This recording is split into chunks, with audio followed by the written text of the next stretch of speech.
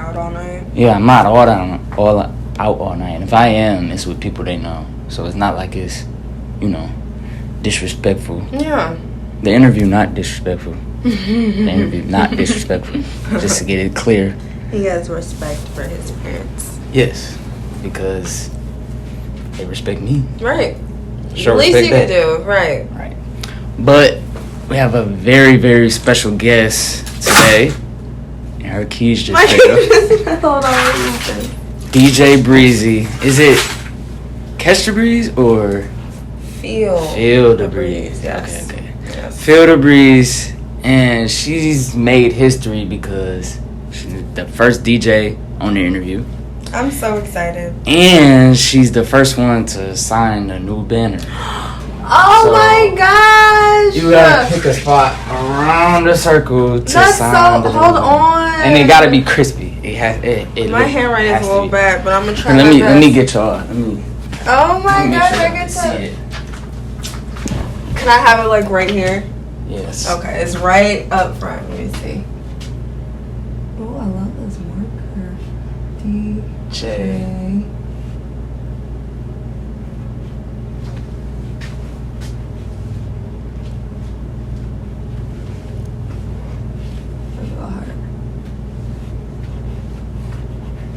Look at that.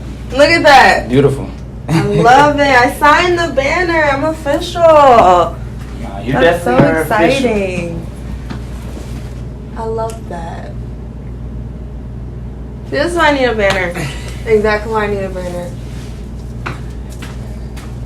We should have put a number one or something by it. So they Number know. one, that's fine. Hashtag number one. Hashtag. Nobody else get numbers though. Oh. They just gonna have to get stuff. Oh. But yeah, this is the number one podcast. We're back in the original studio. We're not at APF right now, Back in the city, back where I'm from, back where she's from. Yes. If I'm correct. Yes.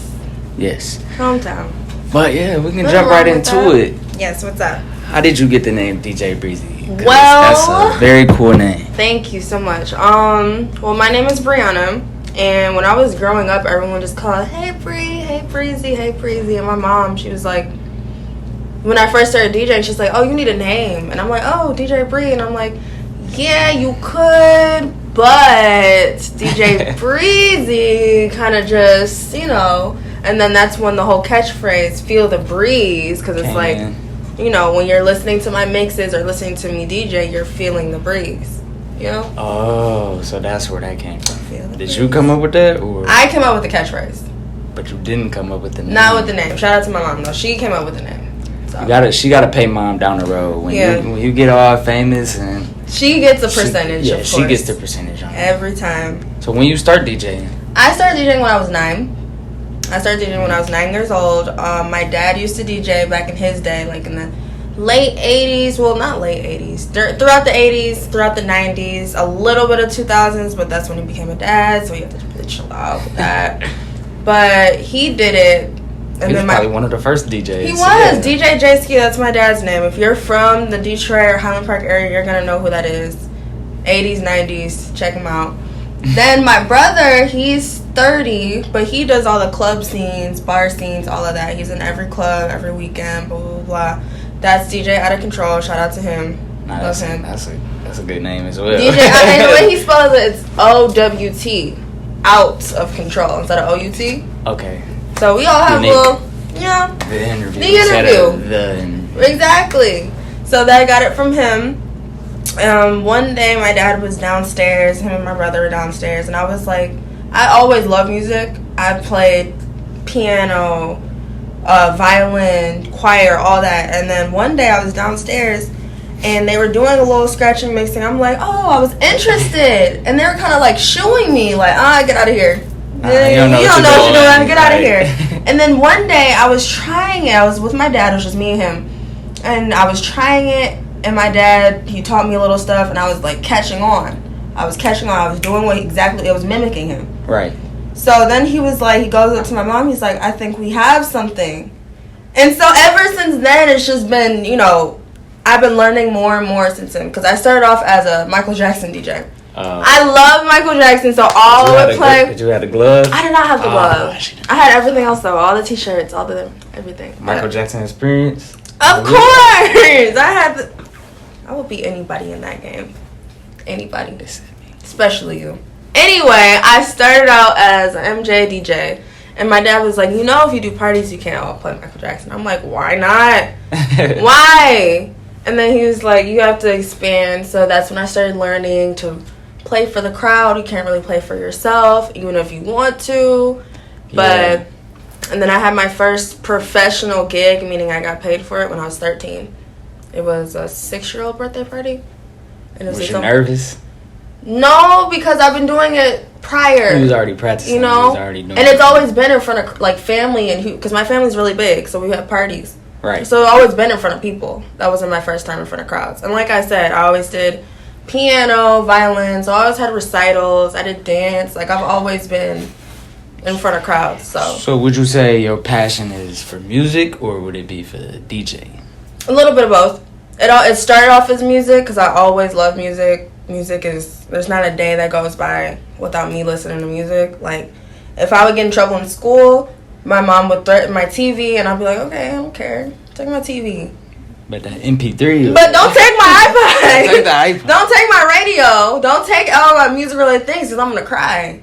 It's always been like that. So, and then DJing became a passion once I started doing gigs and realized that I am the party. I control. The DJ controls the I'm the party, so I control everything. And that aspect of it is just so... You think that makes you stand out as a DJ? As a DJ, yes, because me personally, I can tell who's in it and who's not in it. One rule that I have when I'm DJing, my absolute number one rule, I don't sit down. Never sat down at a party because I feel like that's lazy, and I feel like that's just not what a DJ is supposed to do. You're working. You're supposed to be. Your eyes are gonna be on you at all times. Yeah. They're always the next on you. song. Right. And even if you think my dad, he recorded me this one time. I was like 16 or something. I'm doing my thing at a party. He's recording people. Every time I thought someone wasn't looking at me, he's recording them and showing me how many people were looking at me when I thought people weren't looking at me. Oh, so you thought, I'm just up here DJing. Right. And he's showing me, taking pictures, and shows me all these pictures. All these pictures of people just looking at me while I'm thinking people are not looking at me. So the eyes are on you all the time. You're always on. Okay. So that's a big rule of mine. I don't sit down. I don't like when DJs sit down because, like I said, it's kind of... You ever DJ'd a bad party where it was just like, it just wasn't hitting? No, not necessarily. Like, there's been parties. My only bad party I would say I did was a Sweet 16. Not going to say names or anything. But I was young. I was 13. I was 13, really young. Everyone else, a Sweet 16 is like a mix of ages, 16, 17, 18. Maybe even 18, yeah. Yeah, so the situation was there was a mom and there was a cool aunt who approved everything. So I guess the aunt and the 16-year-old were close in age. So she gives me this playlist, and I had to download all the music because it's a playlist. That's what they want to hear. And the music was really explicit, like cuss words or cuss words, content, cussing, all of this. So they picked the wrong artist. Wrong artist, and I'm playing it, and there's parents at the party, and they're looking at me like I'm crazy. But this is what they asked me to play. So my mom, she's like, no, you're not gonna. I don't want you to have this look or this brand, because everything you do is a brand. I don't want you to have this brand of just that girl that plays all the crazy sound of music. So she pulled the mom to the side. She was like, my daughter is 13. She doesn't listen to this music. She's not playing this music here. She doesn't feel comfortable playing this music. When I tell you, it's like, I don't want to even, I don't even want to say it on here, because no. It was bad, because it wasn't a bad party, because the kids, they were hyped. That's the music they listened to. But me personally, I just felt uncomfortable, because there were adults there.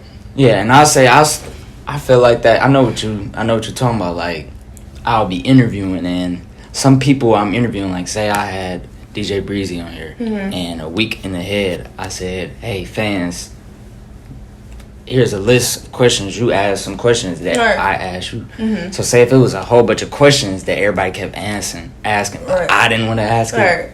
You're going to feel some type of way. But you have to sometimes give... There's a fine line between being appropriate and giving people what they want, you know?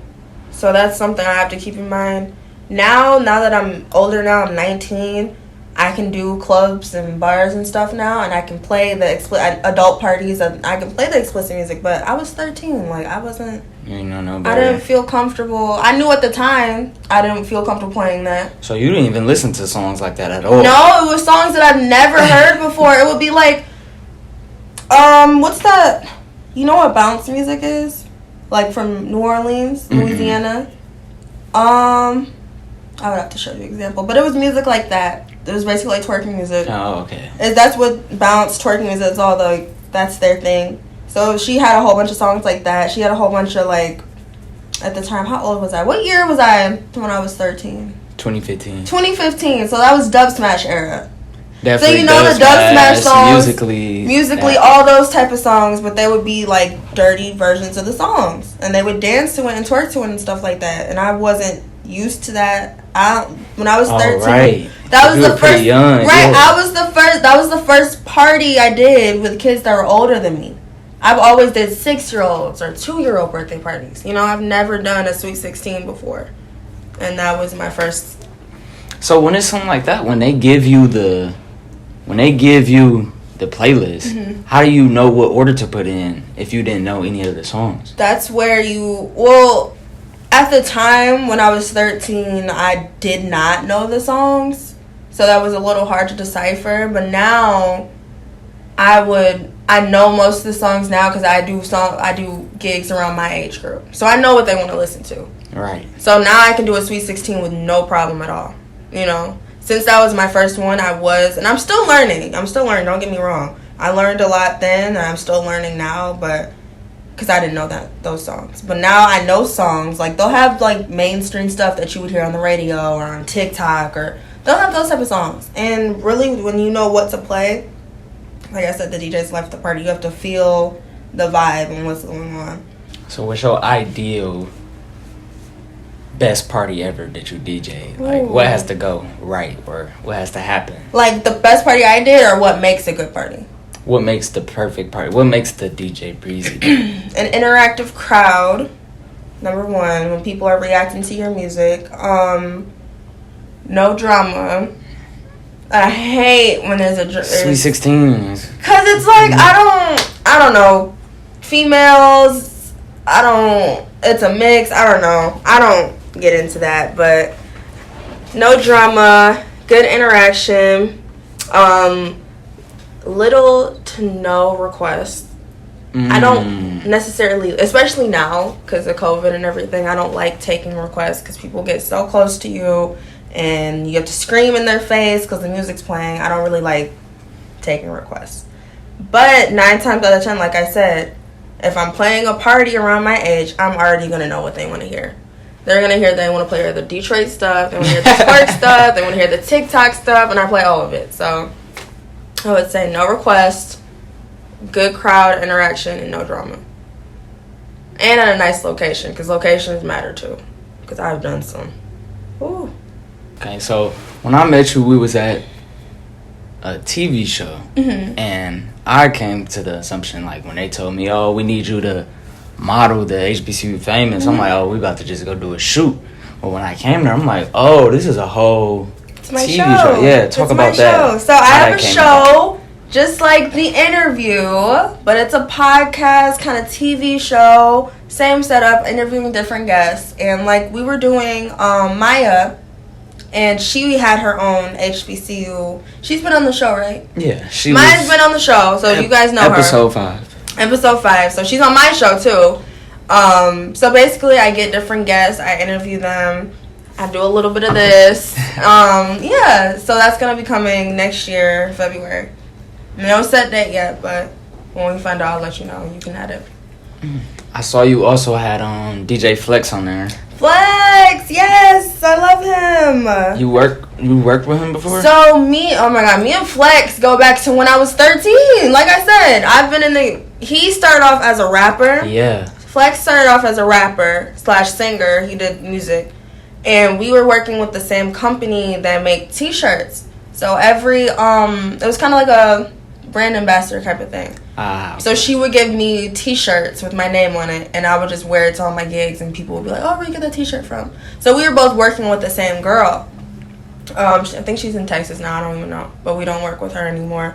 But I met him through her when I was 13, like I said. And we've been cool ever since. And now he's just blown up and DJing. I'm so happy and proud of him. Yeah, I gotta get him on here. Yes. Sure. Oh my gosh. He's dropping gems too. Yes, I love Flex. We go way back. Like I said, when I was 13. I have pictures. We looked a mess, but we go way back. I also noticed you said your cousin, Warner. Warner, oh my God. I just love everybody. But Warner, yes. Go way back, like I said. Warner's been in my life for a very, very long time, and I'm so proud of him.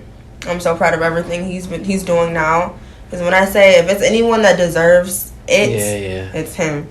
Because I remember when we were kids, we would always try and plan a big sleepover because he has 2 other siblings, and we would all try and hang out all the time. It's I have baseball practice. Oh, I have this practice. Oh, I have this practice. All the time. So it would be kind of hard, but it all makes sense now. Yeah, it all makes sense now. So I used to play baseball with him when I was little. Yeah, and then I ended up transferring to the school. He was at DEPSA. When I got there, we was already tied in, so we was close. Right. And I remember senior year, I've seen him. We walked in school together, had class together. By 4th hour, he was gone. Yeah. And I text him. I'm like, bro, you straight? Like, were you in trouble? Because I'm thinking he got sent to the office. Right. About 2 hours later, I see on his Instagram page, he was training with a whole MLB player. Yep. Like, he left school to go train. And I was just like, well, there can't even be mad at you, right? He definitely deserves it, like you said. Everything, yes. He's so talented. He's so dedicated, too. Like, eat, sleep, baseball, 24/7. So. Shout out Warner. We love him. Where are we at time-wise? Am I doing good on time? That was like I was cute. You can't mix that shit with your bare hands. Might try to use how the fuck I'ma cuff you. Know you fuck my mans. You sound a stupid nigga and in the field. Just be rapping about the crimes I'm doing. You know I can't.